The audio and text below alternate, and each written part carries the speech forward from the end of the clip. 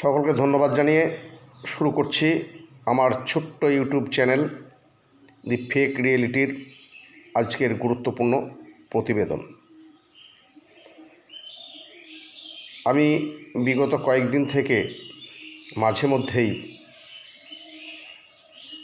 একটা গুরুত্বপূর্ণ বিষয় যেটা নিয়ে রাজ্যের অধিকাংশ মানুষ চরম উদ্বিগ্নের মধ্যে আছে, আপনারা সেটা বুঝতেই পারছেন। এসআইআর পরিকল্পনা, কেন্দ্র সরকারের যে এসআইআর পরিকল্পনা আমাদের রাজ্যের ক্ষেত্রে একটু অন্য রকমভাবে তারা চালাচ্ছে। সুপরিকল্পিতভাবে নির্বাচন কমিশনারের মাধ্যমে কেন্দ্রের বিজেপি শাসিত সরকার তারা এই এসআইআর প্রকল্পের মাধ্যমে এসআইআর করার নাম করে রাজ্যের একটা শ্রেণীর মানুষকে চরম উদ্বিগ্নের মধ্যে ঠেলে দিয়েছে। নির্বাচন কমিশনার মাননীয় জ্ঞানেশ কুমার, এই মুহূর্তে যদি আমরা নির্বাচন কমিশনার না বলে তাকে যদি নির্যাতন কমিশনার বলা হয়, আমার মনে হয় খুব যুক্তিসঙ্গত কথা বলা হবে। কারণ তিনি যেভাবে নির্যাতন শুরু করেছেন রাজ্যের একটা সম্প্রদায়ের মানুষের উপর, আজকে আমি বলতে বাধ্য হচ্ছে একটা সম্প্রদায়, কারণ বাস্তব তথ্য দিনের পর দিন পরিষ্কার হয়ে যাচ্ছে। সেখানে দেখা যাচ্ছে যেহেতু এ রাজ্যে একটা সম্প্রদায় মানে মুসলিম সম্প্রদায় বিজেপিকে ভোট দেয় না, তার ফলে এ রাজ্যের ক্ষমতা দখল করা বিজেপির পক্ষে সম্ভব হচ্ছে না। কারণ উত্তরপ্রদেশ, মহারাষ্ট্র, উড়িষ্যার মতো এ রাজ্যে মুসলিমের সংখ্যা তুলনায় অনেক বেশি। তাই এই সম্প্রদায়টাকে বাদ দিয়ে ক্ষমতায় আসা বিজেপির পক্ষে সম্ভব নয়। তাহলে কি করতে হবে? ক্ষমতায় আসতে গেলে এই সম্প্রদায়ের একটা বড় অংশকে ভোটার তালিকা থেকে সরিয়ে দিতে হবে, যে পরিকল্পনা ইতিমধ্যেই বিজেপি সরকার গ্রহণ করেছে। এবং তার আগে থেকেই রাজ্যের বিরোধী দলনেতা কুবেন্দু অধিকারী, শুভেন্দু দন্তেশ্বয়হস্য কথাটা তার নামের পাশে মানায় না, তাই তাকে কুবেন্দু অধিকারী বলাটাই আমার মনে হয় যুক্তিসঙ্গত। তা এই কুবেন্দু অধিকারী তিনি এসআইআর শুরু হওয়ার আগে থেকেই 1.5 কোটি মুসলিম রোহিঙ্গার নাম বাদ দেওয়া হবে বলে সোচ্চার হয়েছিলেন। তখন অনেকেই ওকে পাগল মনে করছিল, বিশেষ করে মুসলিম সম্প্রদায়ের মানুষ ভাবছিল যে এটা পাগলের প্রলাপ বলছে।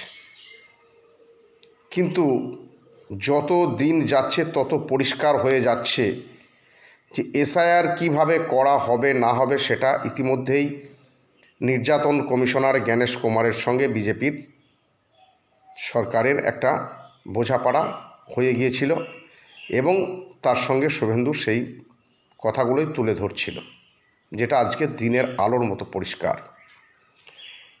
কারণ ভারতবর্ষের সংবিধানকে উপেক্ষা করে যারা দিনের পর দিন একটার পর একটা ন্যাক্কারজনক ঘটনা ঘটাতে পারে, তারা পারে না এমন কোনো বিষয় নেই। কয়েকটা উদাহরণ দিলে আপনারা বুঝতে পারবেন। আমরা প্রথমে দেখছিলাম যে যারা মৃত ভোটার তাদের নাম বাদ গেল, যারা শিফটেড তাদের নাম বাদ গেল, যাদের নাম 2-3 জায়গায় আছে তাদের নাম বাদ গেল। তার ফলে একটা বড় অংশের ভোটার লিস্ট থেকে নাম বাদ দেওয়ার ফলে যে নামটা এসে দাঁড়ালো, সকলেই ভেবেছিল এটাই হচ্ছে ফাইনাল। কিন্তু শুভেন্দু অধিকারী যে বক্তব্যটা বলেছিলেন তার সঙ্গে তো মিল ছিল না, তাই শুধু 53 লক্ষ বা 58 লক্ষ নাম বাদ দিলে তো হবে না, 1.5 কোটিটাকে বোঝাতে হবে। তার ফলে পুনরায় পরিকল্পনা করে 1 কোটির অধিক মানুষকে লজিক্যাল ডিসক্রিপেন্সির নামে, তথ্য যাচাইয়ের নামে ব্লক অফিসে টানা হলো। তার পার্সেন্টেজটা যদি আপনারা লক্ষ্য করেন বুঝতে পারবেন,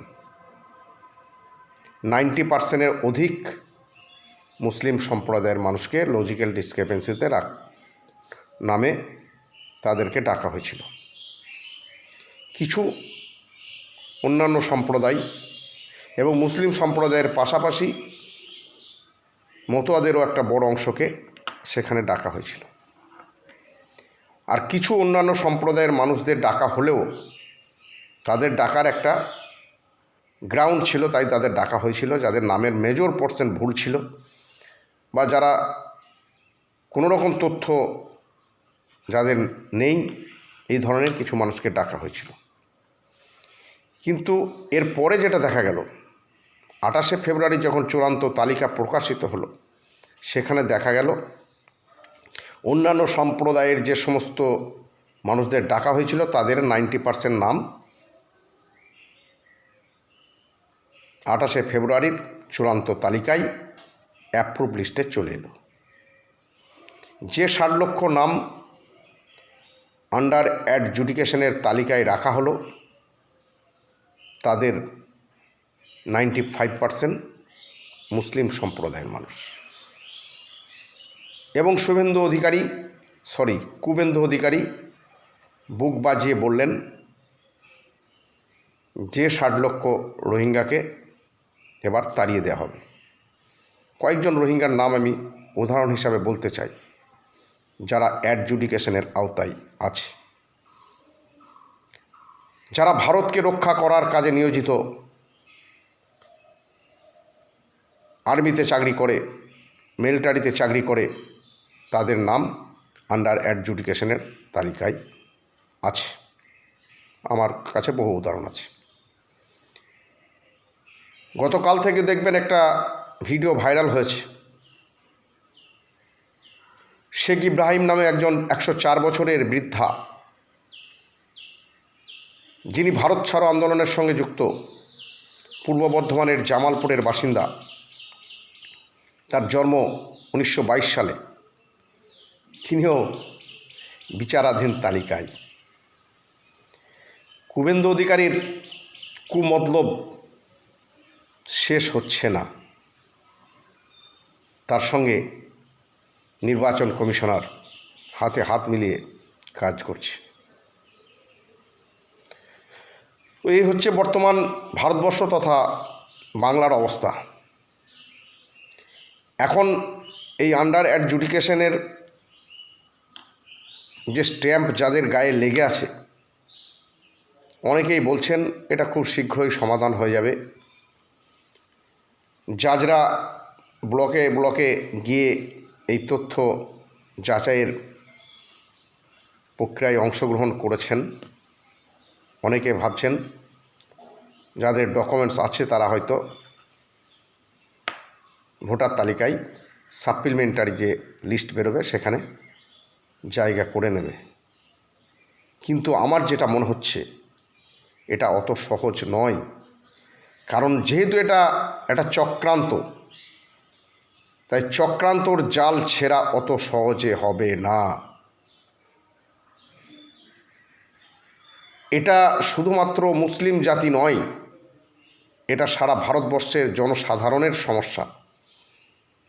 কারণ একটা বিষয় মনে রাখবেন, 10-এর লাঠি 1-এর বোঝা, একটা পূর্বপুরুষের কথা আছে।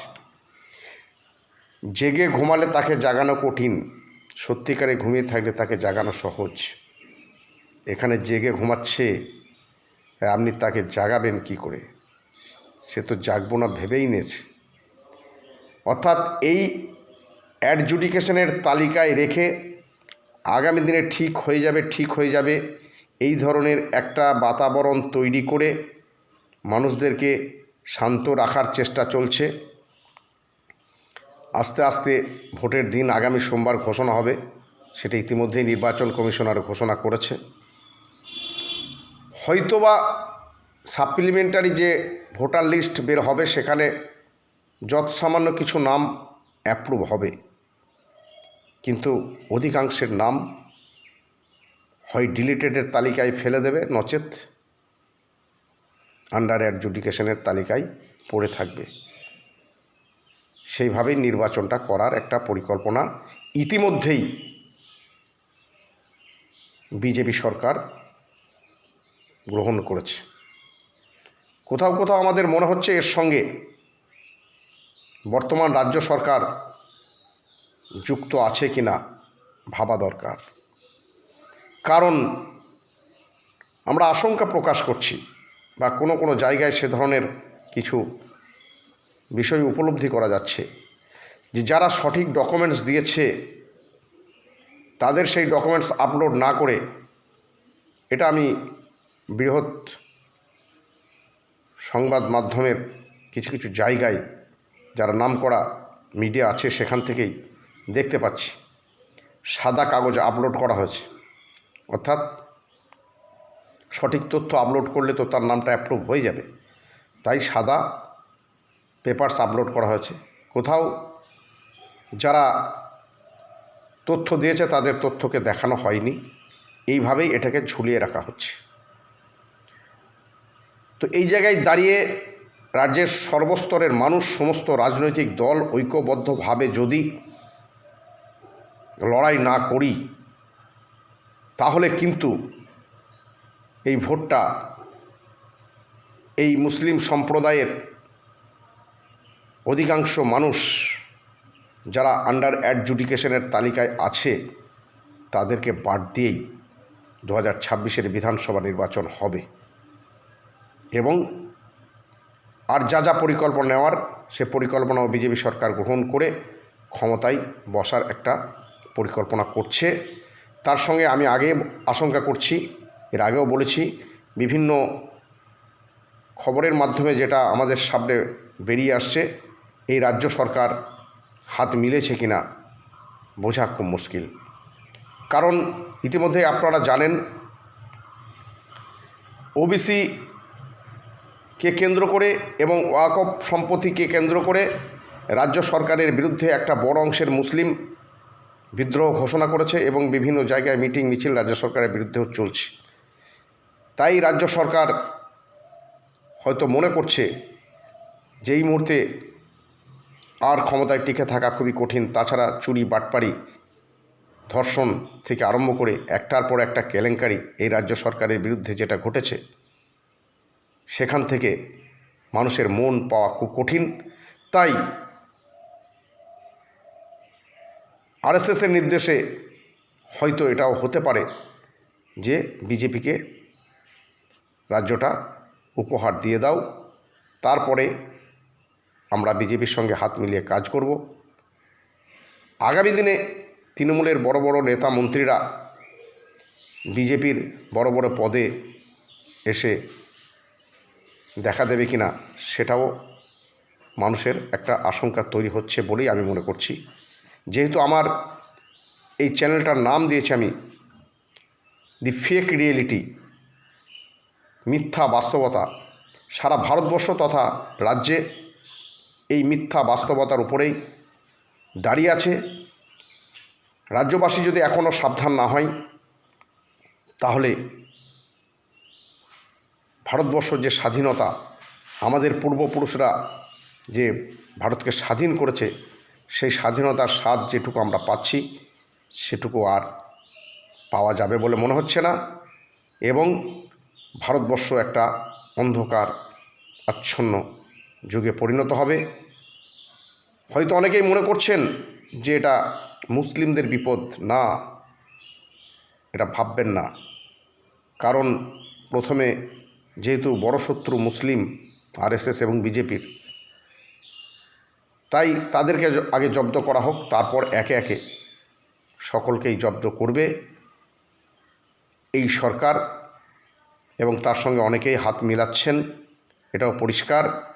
তো যাই হোক, আমার ছোট্ট মাথায় আমি কয়েক মাস ধরে যেটা পর্যবেক্ষণ করে, যেটা অনুসন্ধান করে আমার মাথায় এসেছে, সেটা আমি বলার চেষ্টা করলাম। ভুল ত্রুটি হলে মার্জনা করবেন। সমস্ত রাজ্যবাসীকে আমার ছোট্ট ইউটিউব চ্যানেল দি ফেক রিয়েলিটির পক্ষ থেকে আন্তরিক শুভেচ্ছা, ধন্যবাদ, অভিনন্দন জানিয়ে শেষ করছি। ভালো থাকবেন, সুস্থ থাকবেন, নিজেকে সতর্ক রাখবেন।